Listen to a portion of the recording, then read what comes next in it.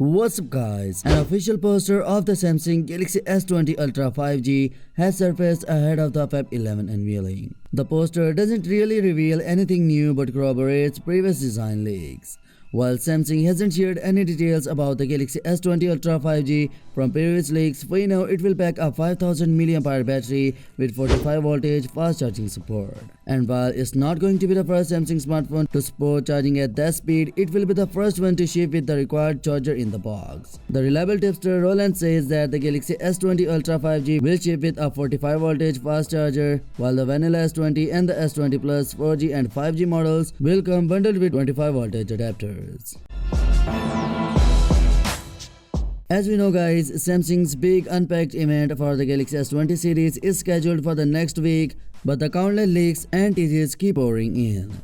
In a new development, the Galaxy S20 is now listed on Amazon UAE. The listing reveals the phone will support the SMG980F model number, which corresponds to the LTE variant of the vanilla S20. Looking through the specification, we see a 120Hz 6.2 Infinity O display upfront complete with a 10 megapixel selfie camera. The panel is expected to be of the dynamic AMOLED variety and will support a Quad HD Plus resolution alongside a tall 20:9 aspect ratio. Moving to the camera department, we have the new 64 megapixel telephoto camera which supports 3x optical zoom and up to 30x digital zoom alongside 8K video recording at 30 frames per second. According to an earlier rumor, the camera won't support pixel binding and will actually allow cropping for zoomed in shots. The other two cameras are a 12 megapixel wide shooter and another 12 megapixel ultra wide module. The Amazon listing shows the Exynos 990 chipset will be aided by 8 GB of RAM and 128 GB of internal storage. The battery is rated at 4000 mAh, while Android 10 will cover the software department. The listing shows a single cloud blue color option and a price tag of 3112 Arab Emirate dirham, which translates roughly $847. So yeah,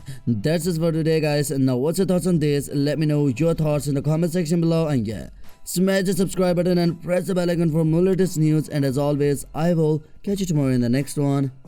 Peace out.